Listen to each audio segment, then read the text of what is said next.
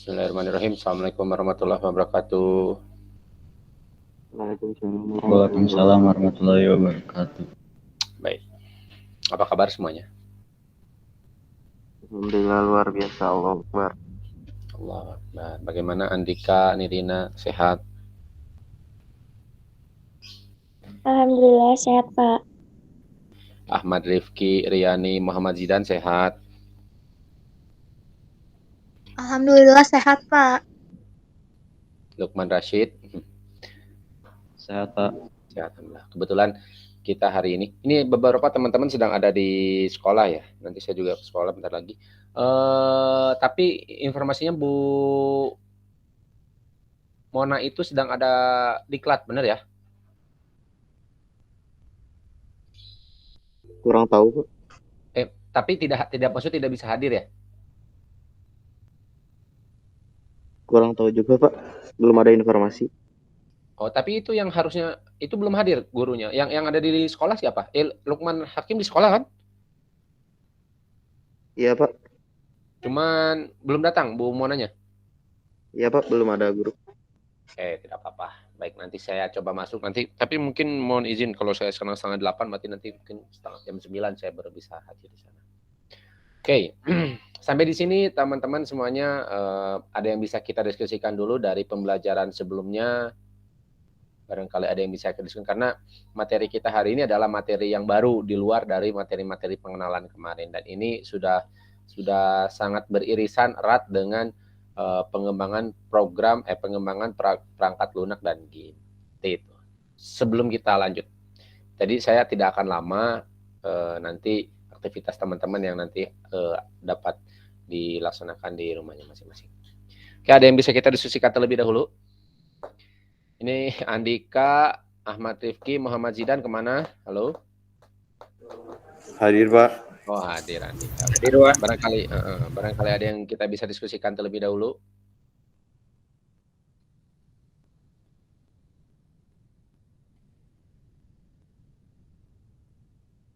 Bagaimana Zidan? Ya, Pak. Bagaimana? Suara saya sudah terdengar dengan jelas kan? Terdengar, Pak. Ya, barangkali ada yang bisa kita diskusikan terlebih dahulu dari pembelajaran sebelumnya.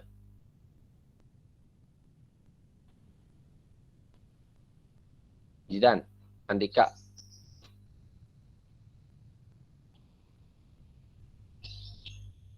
Ahmad Rifki, ini. Untuk saat ini belum ada, Pak. Ahmad Rifki, halo. Ini kebetulan yang hadir hanya 7 orang. Saya juga entah dari mana Bapak belum tahu informasinya, tapi memang sekali lagi saya informasi dari awal bahwa saya akan menyampaikannya itu pasti semua informasinya di LMS, kecuali ada urgent tertentu, misalkan LMS error atau apa, pasti akan saya sampaikan via web grup. Baik. Kalau tidak ada yang ditanyakan terlebih dahulu, kita akan lanjut. Jadi materi kita hari ini adalah terkait algoritma pemrograman dan pengenalan pemrograman gitu. Kita akan nanti karena gini, jika kita saya sampai saat ini kelas arah kurikulum kelas arah konsentrasi dari kelas 2, kelas 3, kelas 4 belum tergambar. Satu itu. Yang kedua,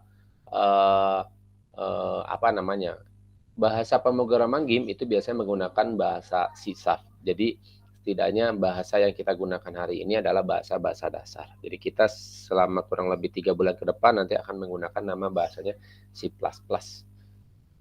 Oke, mohon izin. Oke, jadi yang pertama ini kita mengenai algoritma. Barangkali ada yang tahu apa itu algoritma?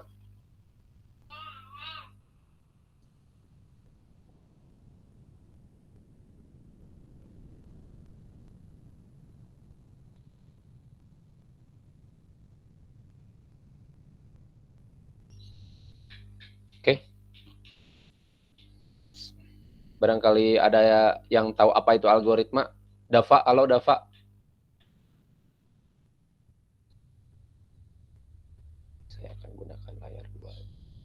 Halo Dava. Halo Rasya. Ya Pak. Anda mengetahui apa itu algoritma? Ya kedengeran. Bisa diulangin lagi Pak? Mengetahui nggak? Maksudnya apa itu algoritma? Pernah mendengar itu algoritma? Algoritma. Udah mau. Iya. Algoritma. Udah. Ngopi mana? Gimana Dava? Oke. Baik. Jadi materi kita hari ini adalah Anda bisa memahami apa itu algoritma, membuat algoritma dari sebuah permasalahan. Nah, berarti algoritma dari semua masalah. Jadi munculnya itu dari masalah kan sebenarnya. Masalah itu apapun intinya adalah yang menjadi penghambat dalam proses sesuatu gitu. Jadi yang harus ada solusinya, yang harus ada jawabannya. Kan itu masalah. Nah, algoritma adalah deretan langkah-langkah komputasi yang mentransformasikan data masukan menjadi keluaran. Nah, di sini udah jelas nih. Jadi secara umum algoritma sebenarnya langkah-langkah. Jadi algoritma itu tidak harus dengan pemrograman, cuman kita arahkan bahwa algoritma di sini adalah algoritma pemrograman. Kan gitu ya. Hanya muncullah ada beberapa tokoh yang menyatakan apa itu algoritma. Yang jelas semuanya sama tuh, langkah instruksi untuk memecahkan sebuah masalah yang mentransformasikan data input menjadi keluaran. Jadi nanti akan muncul juga struktur program, bahwa struktur program itu secara umum ada input, ada proses, ada output. Begitupun komputer, ada alat input, alat proses, dan alat output. Nah, dalam algoritma pun atau di dalam pemrograman pun ada itu, ada inputannya apa, prosesnya apa, outputnya apa. Inputannya adalah misalkan foto di dalam Instagram, diproses fotonya, dikasih filter, dapat apa-apa, setelah itu diupload. Proses upload nanti akan muncul keluarnya outputnya yang dapat ditampilkan fotonya seperti apa. Kan itu algoritma. Singkat lah ya, banyak algoritma itu secara umum bagaimana ya intinya adalah langkah. Nah, gitu ya. Nah, algoritma adalah blueprint dari program. Disusun sebelum membuat program, tuh lihat. Algoritma disusun sebelum membuat program. Kriterianya ada input output jelas, efektif dan efisien, serta terstruktur. Jadi sekali lagi programmer yang baik adalah programmer yang dapat membuat perencanaan, mengerjakan proses, lalu mendokumentasikannya. Salah. Jadi misalkan kalau lihat lagi dalam analisis waterfall ada bagian desain. Dalam bagian desain itu salah satunya adalah perencanaan proses, perencanaan program. Ya.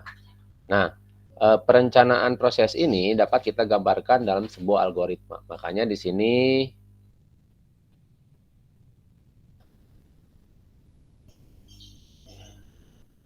dalam di sini nih dilihat sebelum membuat program. Jadi pahami adalah sebelum membuat program. Sebaiknya disusun sebelum membuat program. Jadi kita membuat dulu perencanaannya seperti apa dalam membuat algoritma. Dan algoritma itu dibuat dalam maksudnya dalam bahasa-bahasa tertentu atau dalam pemodelan tertentu. Makanya di sana ada banyak ya. Kemarin ada mengenal UML, kelas diagram, flowchart, flow map, dan lain-lain. Itu semuanya itu adalah untuk menggambarkan algoritmanya, menggambarkan proses pengaliran aliran data dan lain-lain gitu. Makanya ada di bagian desain sebelum coding. Sekali lagi sebelum coding itu ada bagian desain. Ini contoh algoritma dalam kehidupan sehari-hari ya. Bagaimana caranya membuat somai Malang, bagaimana caranya membuat bakso sendiri. Nah, algoritma harus sama? Ya, tentu bisa jadi berbeda. Tergantung memandang pandangan kita terhadap sesuatu masalahnya itu seperti apa.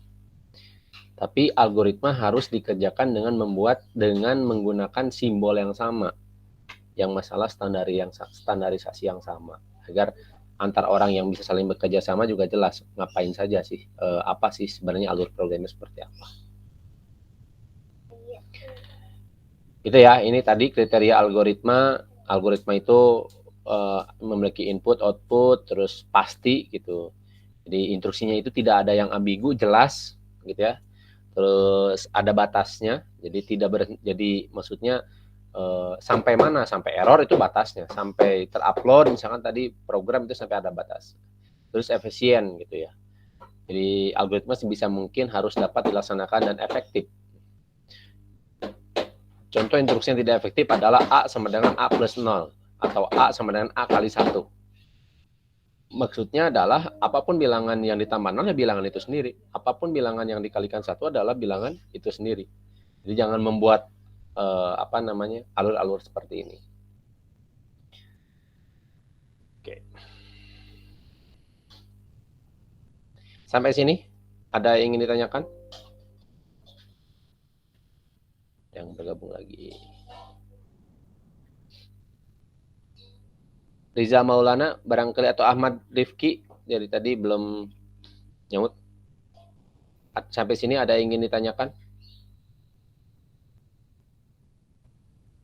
Mohon izin, apakah presentasi saya tadi terlihat tidak? Tidak ada, Pak. Astagfirullah. Tadi ada, Pak. Tadi ada, tapi sekarang sudah tidak ada. Tadi ada, berarti ada yang nge-clear ya, ada yang nge-clear. Itu sampai mana tadi presentasi saya? Sampai yang efektif, Pak. Efektif ya. Sifat umum logaritma, Pak. Oke, sifat umum ya. Oke, nggak apa-apa. Nanti Anda boleh simak lagi paparannya di rekamannya ya. Sampai sini mungkin ada yang ingin tanyakan?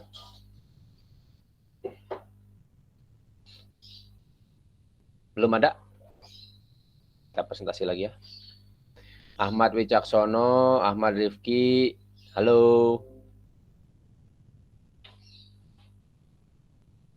Ini kalau ditanya sama kami itu sebenarnya belum menjawab itu kenapa? Apa masalah kuota, sarana, tidak bisa mendengar, atau away from keyboardnya atau away from smartphone-nya? Kalau seperti ini, data biasanya gimana teman-teman? Alvin, halo. Ya Pak. Ya, baik. Jadi, karena saya sengaja, bukan saya memberi keleluasaan Anda untuk tidak mengaktifkan kamera. Satu itu agar apa? Agar menghemat kuota Anda kan gitu. Cuman jadinya saya tidak bisa mengontrol aktivitas apa yang Anda lakukan di sana. Maksudnya akhirnya saya ingin ada komunikasi dua arah. Maka saya tanya satu persatu. Itu ya Rizal Maulana ya. Ini belum nyaut nih dari tadi nih. Oh iya Pak, ini tadi nganter makan dulu keluar. Wah, tuh ngantar makan dulu keluar gitu ya. Ya. Baik, mohon izin kita lanjut. Nah, salah satu penggambaran dalam sebuah algoritma adalah namanya flowchart. Ada banyak lain, ada namanya pseudocode gitu, kode-kode umum. Tapi biasanya ini yang paling banyak itu adalah flowchart gitu ya. Presentasi saya masih sudah terlihat kan ya? Sudah, Pak. Sudah. Nah, flowchart itu apa? Katanya di sini udah jelas nih. Flowchart itu bagan alur dan diagram yang menampilkan langkah-langkah dan keputusan. Jadi yang paling pahami itu adalah bagan alur. Intinya adalah bagan alur. Kalau lihat lagi dari tadi, kalau lihat lagi dari sini, sifatnya algoritma, sorry.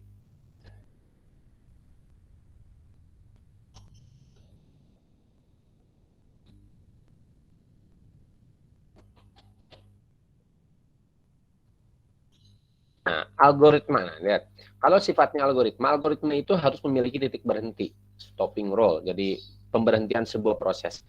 Maka di alur pun nanti sama. Jadi dimulai ada apa, dimulai dari alurnya, diakhiri juga dengan apa. Jadi ini bagan alur. Bagan itu simbol-simbol alur yang menggambarkan. Berarti namanya alur itu harus jelas. Ini arahnya kemana. Makanya biasanya alurnya itu dari atas ke bawah, misalkan dari kiri ke kanan, gitu. Itu boleh seperti itu. Kalau dari kanan ke kiri sebenarnya boleh-boleh aja, cuman saya belum jarang melihat gitu orang yang membuat alur flowchart itu dari kiri ke kanan. Gitu ya. Ya, fungsi utamanya jelas, dia menjadi sebuah gambaran dari sebuah proses. Nah, itu sebuah algoritma gitu ya. Nah, jenis-jenis flowchart itu ada flowchart dokumen gitu ya. Jadi yang disebut dengan paperwork flowchart, bagaimana flow chart nanti kita akan coba bahas lagi lebih detail di beberapa pertemuan berikutnya. Terus ada flowchart program gitu ya. Jadi menggambarkan sequensi prosedur dari proses program dari awal sampai akhir. Jadi ada yang menggambarkan flowchart logika program, ada juga flowchart program komputer secara terinci. Yang selanjutnya adalah flowchart proses gitu ya.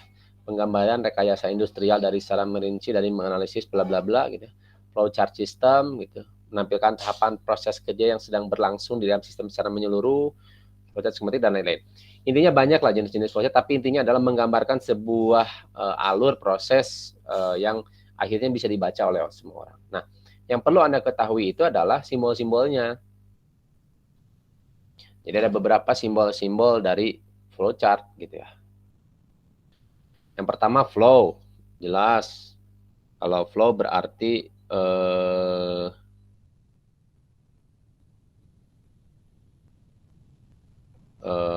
flow jelas gitu. Yang digunakan alurnya dari awal sampai akhir gitu ya. Terus on-fade reference, nah simbol untuk keluar masuk penyambungan proses. Nah, misalkan gini ceritanya, kenapa ada simbol kotak ini, bulat ini gitu ya. Ada simbol yang ini juga, ini apa ya, simbol apa? Saya lupa lagi kalau seperti ini bahasanya simbol apa gitu ya.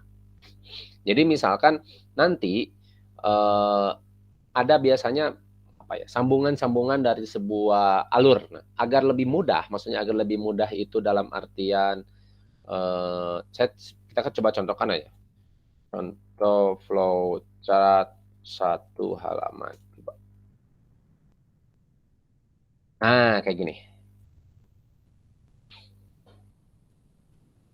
Nah, ini mungkin mudah-mudahan tergambar dengan tergambar ya, terlihat. Jadi misalkan seperti ini dari 1 tuh dari mana? Dari 1 ini nggak ada nih. 1 ini harusnya mungkin ada yang lain. Cuman 2 ini lihat ya. Angka 2 ini sebenarnya kan dia bisa ke atas ke sini gitu. Tapi mungkin di sini nanti akan ada sambungan-sambungan tertentu gitu, sehingga akhirnya dari sebenarnya angka 2 ini nyambung ke sini. Ini kan contoh flowchart.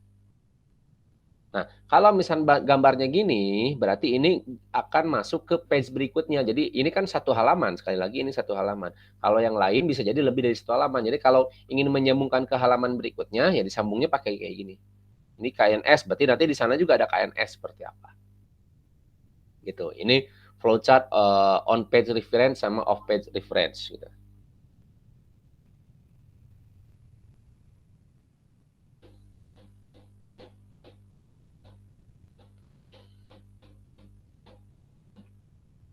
Itu. Selanjutnya terminator. Nah, terminator simbol yang menyatakan awal atau akhir suatu program. Tadi kan jelas nih bahwa algoritma itu harus ada memiliki titik batasnya. Maka ini dibatasi oleh si terminator ini. Jadi diawali di start gitu ya. Ini contoh start ada end. Start ada end. Cuman biasanya fokus kita di flowchart adalah menggambarkan sebuah alur dan programnya itu seperti apa. Kotak ini proses, jadi menggambarkan sebuah proses. Decision menggambarkan sebuah keputusan atau pilihan, gitu ya, jelas di sini. Terus input output, nah ini yang tadi inputnya seperti apa, gitu ya. Terus ada manual operation, jadi simbol yang menyatakan suatu proses yang tidak dilakukan oleh komputer, jelas ya. Terus ada dokumen, simbol yang menyatakan bahwa input berasal dari dokumen dalam bentuk fisik atau output yang perlu dicetak, gitu ya. Dokumen, jadi beda sama input output di sini. Kalau input output di sini ada proses yang ada pada sebuah komputer, kalau di sini enggak. Terus di sini ada predefined process, simbol untuk pelaksanaan suatu bagian atau prosedur. Simbol untuk pelaksanaan suatu bagian atau prosedur, jadi kayak mengisi. Jadi nanti kita itu menggambar, kita itu contohnya nanti ada analogi namanya variabel. Variabel itu adalah pembungkus, bukan pembungkus, penampung sebuah data, penampung sebuah sesuatu. Nah, saya ingin coba isi dulu, maksudnya saya nyatakan bahwa ini itu adalah ember yang sudah diisi air 1 liter misalnya. Nah, itu namanya predefined process. Terus ini display, simbol yang menyatakan peralatan output yang digunakan, sama ini preparation, simbol menyatakan penyediaan tempat penyimpanan suatu pengolahan. Ini sama seperti halnya predefined process ya. Kalau predefined process itu berarti subbagian proses, kalau ini yang tadi inisiasi itu seperti apa. Jadi ini adalah sebuah flowchart. Sekali lagi, bagan alur yang menggambarkan dari awal sampai akhir. saya akan mencontohkan ada sebuah program namanya itu Flowgorithm. Banyak lah ya. Jadi Flowgorithm itu menggambarkan sebuah proses dari apa namanya ini flowchart. Misalkan saya ingin membuat sebuah program, lihat. Flowchart membuat program Hello World. Bagaimana? Nah, flowchart sebuah program Hello World. Nah, oke, saya tambahkan di sini ini contoh. Nah, saya tambahkan di sini. Ini lihat ya, jelas ya. Ini untuk apa jelas. Saya tambahkan output. Nah, outputnya di sini Hello World. Oke, nah ini terus saya jalankan. Nah, programnya menampilkan ini. Jadi flowchart menampilkan program Hello World, misalkan seperti itu. Atau flowchart menghitung luas keliling, atau anggap menghitung luas dari persegi panjang. Bagaimana? Berarti di sini outputnya adalah persegi panjang. Nah, misalkan saya butuh masukan, boleh nggak masukan atau nggak mau inisiasi atau declare variabel nggak boleh, misalkan declare variabelnya misalkan luas, tambah lagi declare variabelnya adalah luas tadi, lebar, ini panjang, ini misalkan seperti ini. Selanjutnya saya isikan bahwa luas panjang sama dengan 5 misalkan. Terus saya isikan assign bahwa lebar sama dengan 2. Nah, terus saya proses.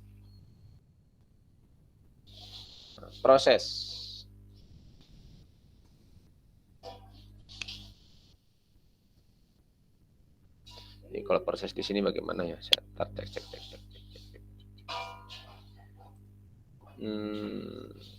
Proses ini boleh. Oke.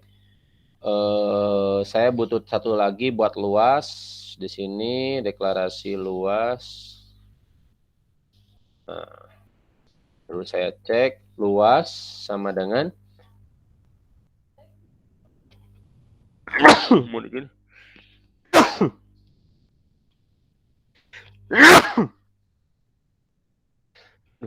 panjang dikali lebar. Udah? Terus saya outputkan luas. Nah, gini. Nah, dibaca seperti ini. Saya coba jalankan, jalan apa tidak? Nah, 10. Nah, berarti di sini bahwa panjangnya itu sudah diinisiasi dan ditambahkan gitu ya. Terus diisi, terus dikalikan, diproses, lalu dikeluarkan. Jadi di sini mungkin tidak ada inputnya, tapi diinputkan di sini secara manual oleh program. Jadi hasil dari apa yang sudah dikerjakan di flowchart di sini, hasilnya kurang lebih seperti ini. Gitu. Nah, ini kan bagian hasil, bagian codingnya gimana? Nah, sebenarnya kalau lihat bagian codingnya di sini ada. Saya lupa lagi di mana coding tuh.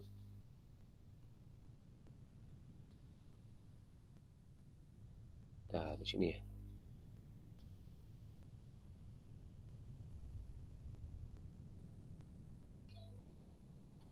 Coding program.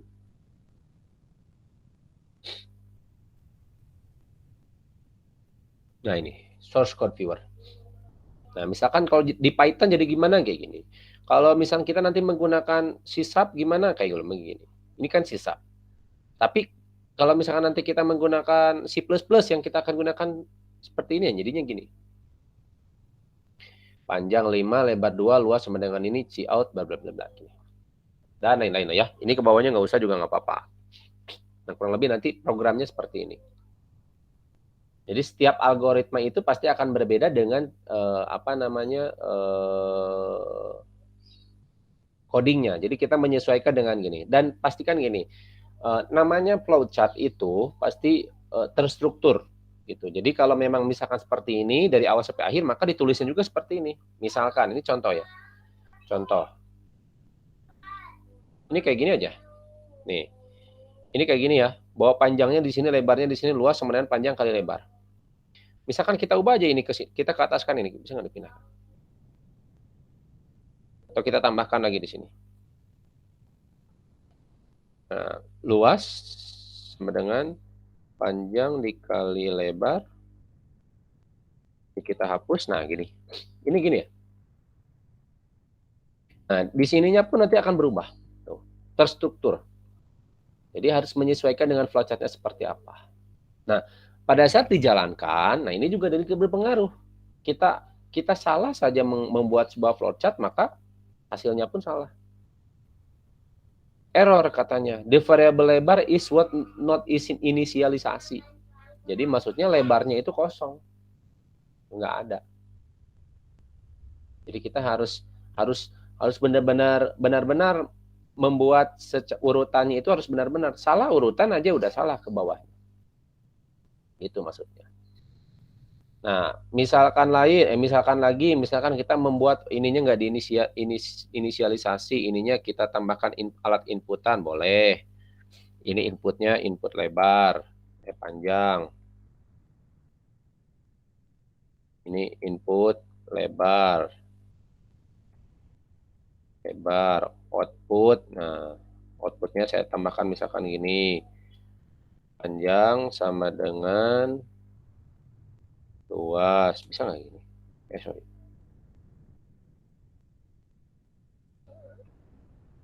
Lebar sama dengan lebar,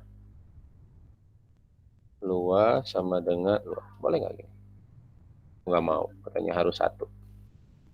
Langsung aja luas aja. Ini. Oke. Kita coba lihat lagi programnya. Bahasa C++. Berbeda lagi ya, tuh. C-in panjang, C-in lebar, luas sama dengan dan lain-lain. Tidak ada inisialisasi. Pada saat kita jalankan, nah, masukkan nih panjangnya tuh. Type of integer panjang, masukkan panjangnya 5. Enter. Masukkan ininya 3. Maka luasnya sama dengan 15. Outputnya sama dengan 15. Seperti itulah gambaran mengenai flowchart itu seperti apa. Nanti akan tergambar flowchart itu setelah pertemuan ini. Jadi pertemuan ini Anda mulai memahami apa itu flowchart gitu ya. Bagaimana cara membuatnya dan lain-lain gitu ya. Nanti Anda diminta untuk membuat sebuah flowchart yang sangat dasar gitu ya. Nanti dibuat sebuah program pertama Anda hari ini apa. Nah, minggu depan kita mulai masuk apa itu variabel gitu, apa itu operator gitu, apa itu percabangan, pengulangan dan lain-lain. Oke. Sampai di sini barangkali ada yang ingin ditanyakan terlebih dahulu. Ahmad Rifki. Iya, Pak. Ada yang ingin tanyakan terlebih dahulu? Untuk aplikasinya apa ya, Pak? Aplikasi yang mana? Yang digunakan untuk flowchart. Banyak. Menggambarkan flowchart itu ada banyak. Kalau di internet itu ada namanya use diagram. Use diagram apa ya? App diagram. Nah, ini salah satu gambar pembuatan flowchart atau yang tadi pemodelan yang dilakukan secara online. Bisa berkolaborasi di sini bisa. Atau yang tadi yang saya gunakan menggunakan flowchart namanya flowgorithm. Nah, flowgorithm silahkan. Atau yang paling banyak misalkan karena kita di Microsoft, kalau Microsoft ada namanya Microsoft Visio. Banyak ya, atau yang paling gampang di Word juga bisa menggambarkan sebuah flowchart. Cuman yang jelas salah satu kriteria flowchart itu harus jelas alurnya. Maka bentuknya itu harus ada tanda panahnya jelas. Tanda panahnya kemana dan tidak ambigu. Jadi harus pasti. Jadi kalau namanya decision, keputusan itu harus jelas. Keputusannya iya atau tidak. Pilihannya atau apa jelas. Nanti kita akan lebih jelas lagi pada saat masuk ke program-program berikutnya. Lagi yang lain mungkin barangkali Riani, Nirina, dan lain-lain.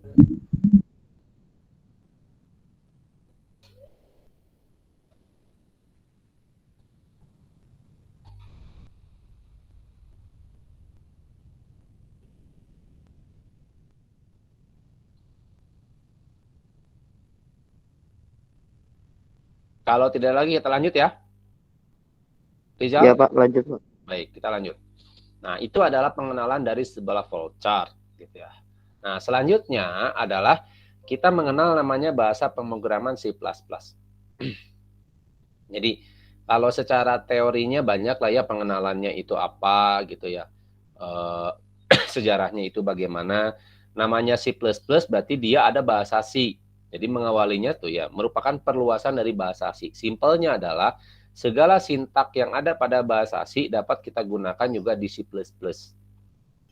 Nah, kenapa belajar C? Karena bahasanya itu nanti kalau memang Anda membuat program menggunakan bahasa C# juga masih mirip-mirip. Kalau nanti membuat pemrograman web menggunakan bahasa PHP juga mirip-mirip. Kalau menggunakan bahasa pemrograman membuat aplikasi desktop menggunakan Java juga mirip-mirip gitu. Jadi dia masih satu rumpun dibanding dengan bahasa lain seperti Pascal gitu yang atau Python itu yang memang bahasanya berbeda. Perl itu yang memang bahasanya berbeda. Gitu. Fitur-fitur dan lain-lain nanti Anda boleh melakukan literasi mandiri ya. Ini adalah salah satu saja. Sekali lagi ini salah satu sumber yang dapat kita gunakan belajar cpp.com jelas itu atau sumber lainnya juga yang boleh Anda kerjakan. Nah, salah satu perbedaan bahasa C misalkan dengan bahasa-bahasa lain adalah bahasa C itu perlu namanya compiler gitu. Nah, compiler. Jadi yang mengcompile source code program agar menjadi sebuah program. Jadi kalau kita lihat lagi program bahasa C itu kita buat dalam bahasa teks gitu ya. Nanti bagaimana menampilkan hasilnya? Nah, maka kita buat dalam sebuah harus dikompil dengan menggunakan compiler. Nah, berbeda dengan bahasa seperti bahasa PHP. Kalau PHP tidak perlu compiler, dia tinggal otomatis punya servernya, bisa jalan secara otomatis. Jadi tidak perlu compilernya. Gitu. Gitu ya, memahami compilernya itu. Nah, salah satu compiler yang paling terkenal itu ada namanya GCC gitu. Salah satu. IDE C++, IDE, Integrated Developer Environment. Jadi tampilan IDE yang tampilan membuat program itu pakai menggunakan apa? Banyak, sangat banyak gitu. Jadi dalam IDE itu boleh banyak yang paling banyak misalkan membuat dengan Visual Code Studio gitu atau Dev C++ gitu ya atau menggunakan NetBeans gitu ya. Cuman biasanya kalau dalam konteks belajar rata-rata menggunakan Dev C++ karena sudah diinstalkan secara otomatis dengan compilernya. Jadi tidak perlu ribet untuk membuat sebuah compilernya. Gitu ceritanya. Kita lanjut lagi. Bagian-bagian kode pada C++. Nah, ini sangat penting. Struktur program kode C++ gitu ya.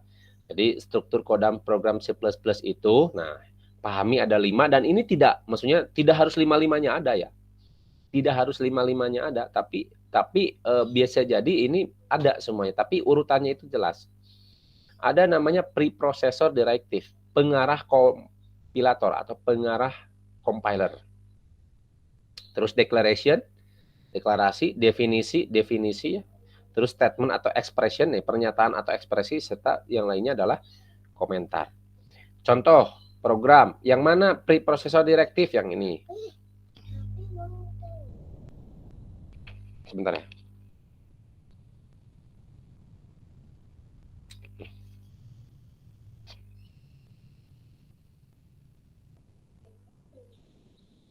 Nah, misalkan ini main dan lain-lain ya.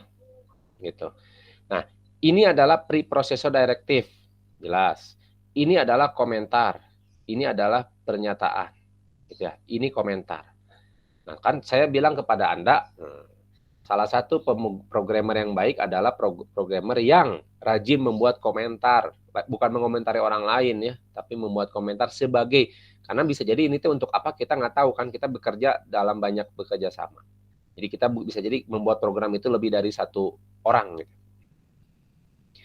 Pernyataan yang diawali untuk menggunakan tanda pagar disebut sebagai preprocessor directive. Nah, gitu. Pada contoh di atas adalah menggunakan library IOStream. IOStream itu input output. Gitu. Jadi menginikan library input output.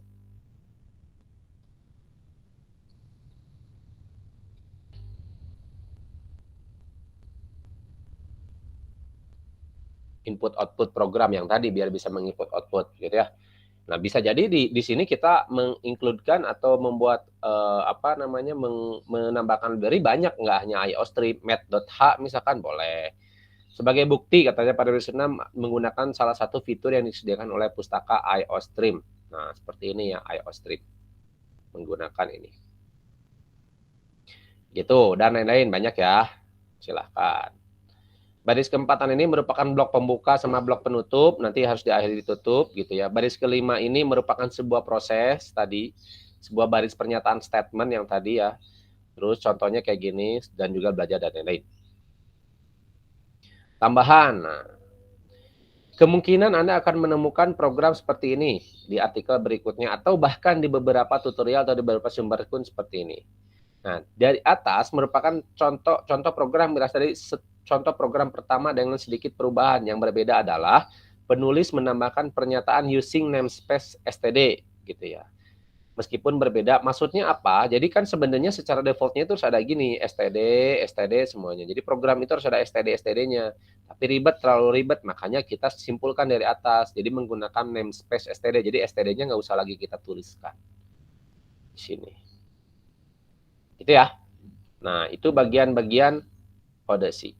Nah, saya akan mencontohkan sedikit bagaimana saya menggunakan Dev C++ ini ya.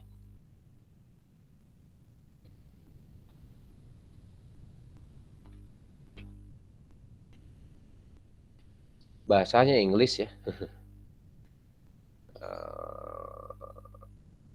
Udah, ini aja. Supaya Anda enak. Nah, ini tampilannya Dev C++. Nah, ini maksud saya tadi adalah ini compilernya.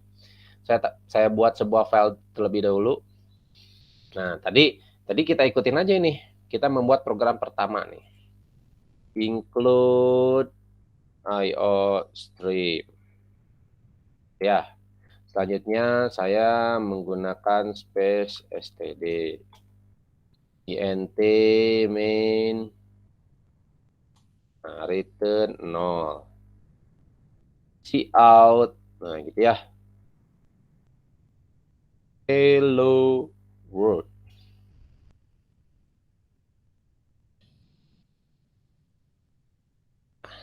Tuh. Kita coba jalankan.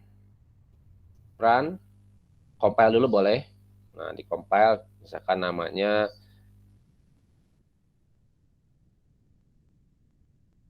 Hello World PCP. Nah, terus setelah nih compile ada error nih katanya. Ini jadi kalau ada error tuh jelas kelihatan. Errornya apa dan lain itu jelas. Oh, ini nih error di yang baris pertama ini yang ini nih. Oh, di sini nih, sorry. Directive include. Nah, apa include? Nggak ada, harusnya include. Gitu. Compile lagi. Nah, error before. Oh, ini harus ada titik koma, diakhiri titik koma ya setiap. Nah, compiler reset sukses. Jadi setiap sebuah sintak di dalam bahasa C atau C++ itu harus diakhiri dengan titik koma, semikolon. Coba kita jalankan. Nah, ini hasil programnya adalah seperti ini. Hello world. Jadi kalau lagi nanti kita copy yang tadi apa yang ada di sini, ini bisa kita copy juga langsung. Nah, kita copy aja di sini. Ini sekali lagi yang tadi ya. Oh, nggak bisa di copy. Kita save aja misalkan.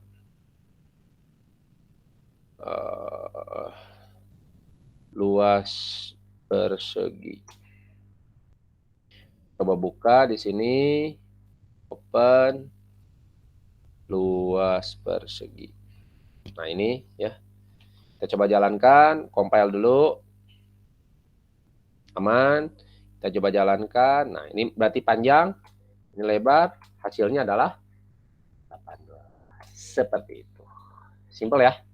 Ya, kita sudah mulai masuk ke program bagaimana caranya membuat program.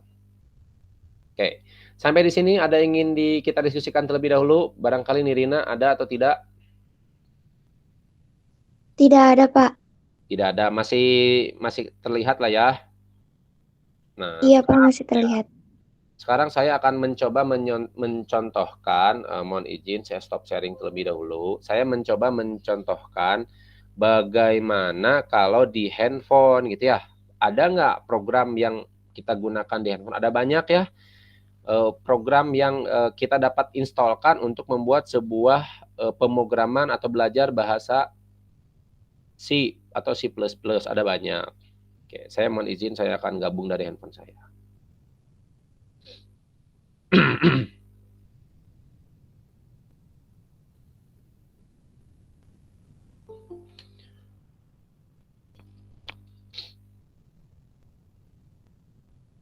Join dong.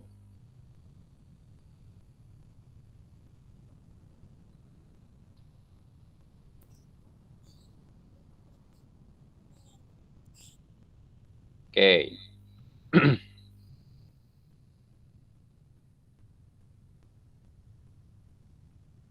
Oke, nah misalkan saya coba share screen terlebih dahulu.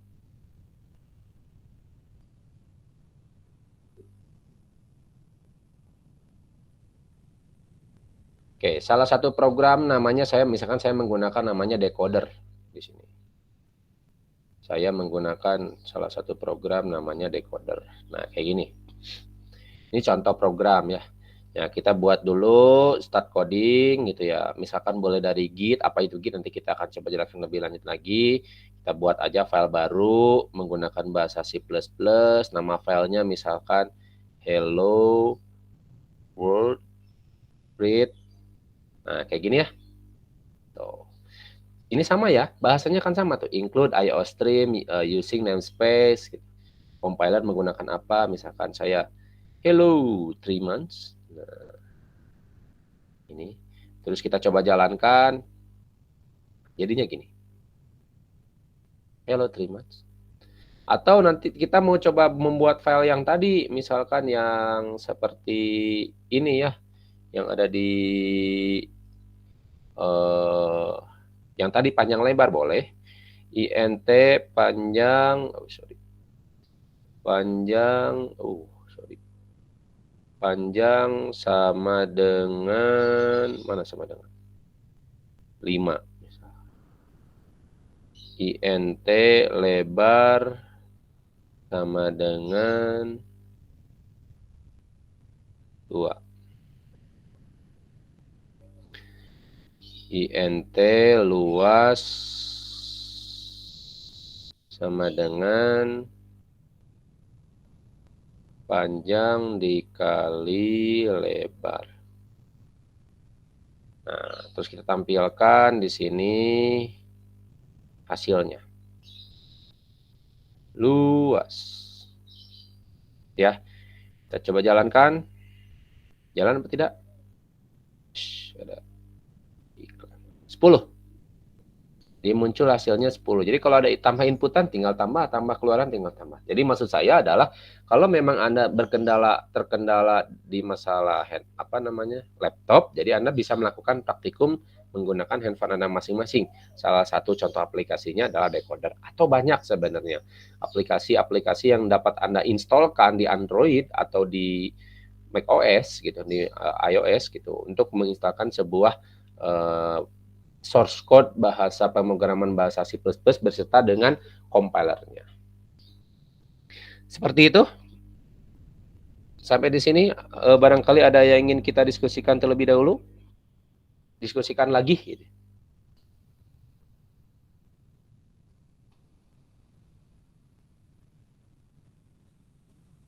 Ada? Coba saya cek.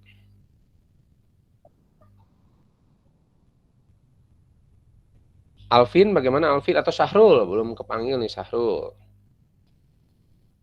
Ya Pak, Ada yang bisa kita diskusikan terlebih dahulu? dari saya tidak Pak.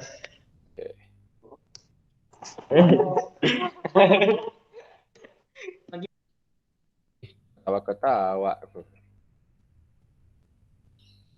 Baik, kalau tidak ada, nah berarti ada aktivitas yang harus Anda lakukan selama seminggu ini, ya, periodenya seminggu.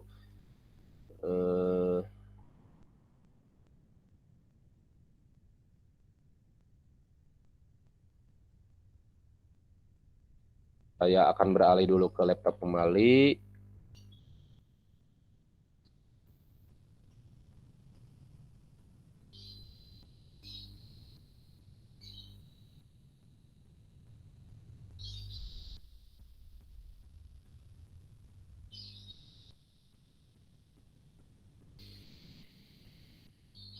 Oke, terlihat ya. Nah, di sini ada aktivitas. Aktivitasnya sekarang adalah Anda diminta untuk membuat program pertama Anda. Jadi program pertama Anda ini sebenarnya bebas, tapi akan saya arahkan aja. Jadi program ini menampilkan kurikulum vitae atau biodata Anda. Jadi silakan dibuat program yang menampilkan biodata Anda itu seperti apa. Nah, tapi sebelumnya Anda harus membuat flowchart-nya terlebih dahulu. Maka nanti sebenarnya yang dilihat itu atau apakah sejauh mana flowchart Anda itu sesuai dengan hasil programnya.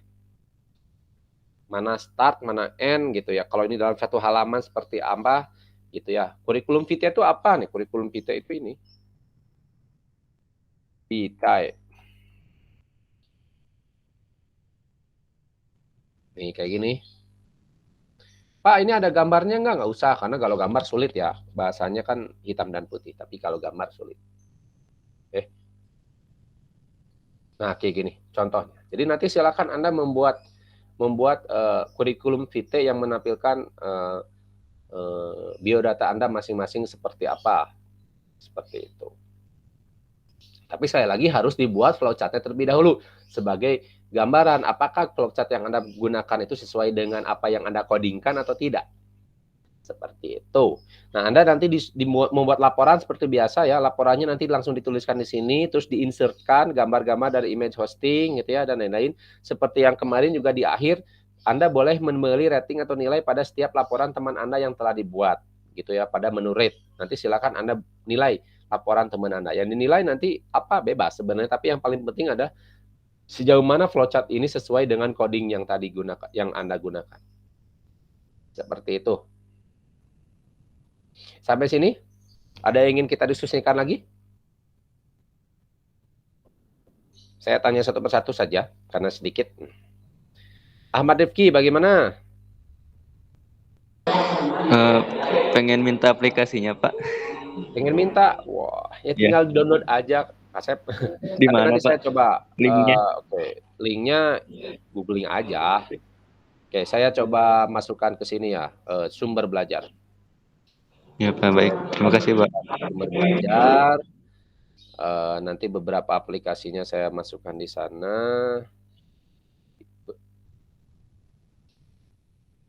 Mana aja ya? Nah, ini di C++ supaya Anda nggak usah.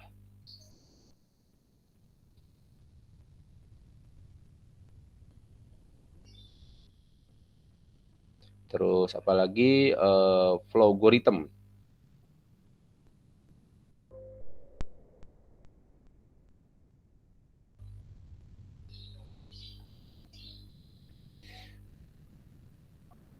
Bentar ya, jadi lambat nih.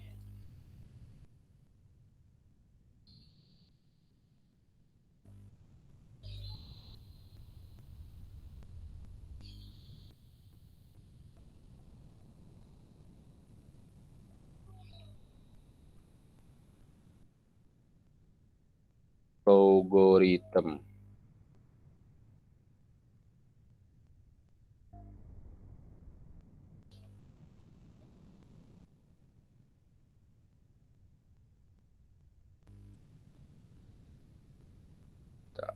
Ada nih.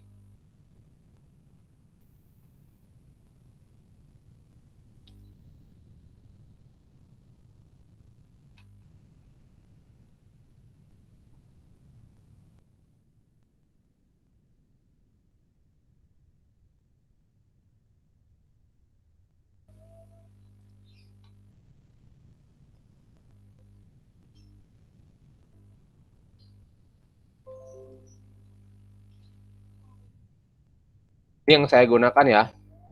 Jadi kalau teman-teman nanti punya yang lain juga boleh. Jadi yang saya uploadkan adalah Deep C++ sama Flowgorithm yang ada di bahan belajar gitu ya. Nanti silakan Anda download aja di sana. Oke, selanjutnya Alvin. Ada yang bisa didiskusikan? Andika? Oh, sepertinya tidak, Pak. Lukman Hakim, Cukup, Pak. Lukman Rashid, Muhammad Zidan, Cukup, Pak. Pak mau bertanya, Pak. Nirina. Boleh, Pak. Lukman Rashid, silakan.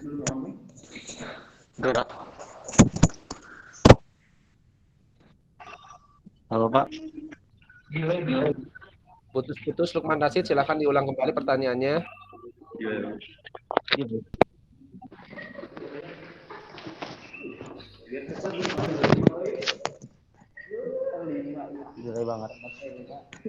Halo Lukman Rashid. Ya, boleh. Oh, Halo, Lukman Pak. Hakim, boleh. Mau bertanya, Pak. Kalau enggak, ini Lukman. Lukman Rashid tapi pakai HP Lukman. Saya Lukman Hakim menggunakan HP Lukman, Pak. Silakan Lukman. Kalau misalnya buatnya bisa pakai HTML sama CSS. Oke, baik. Kayak gini, sebenarnya secara umum kalau Anda mau menggunakan HTML CSS boleh, tidak masalah. Cuman bahasa HTML CSS itu adalah bahasa markup, dia bahasa front end, jadi hanya ditampilkan. Nah, jadi kalau lihat lagi dari struktur program, ada input, proses, dan output, HTML itu tidak ada prosesnya. Nah, yang memproses itu bahasa back end. Ada PHP misalkan yang paling terkenal gitu, yang paling sering digunakan. Jadi yang harusnya lebih dipahami bukan HTML-nya tapi PHP-nya.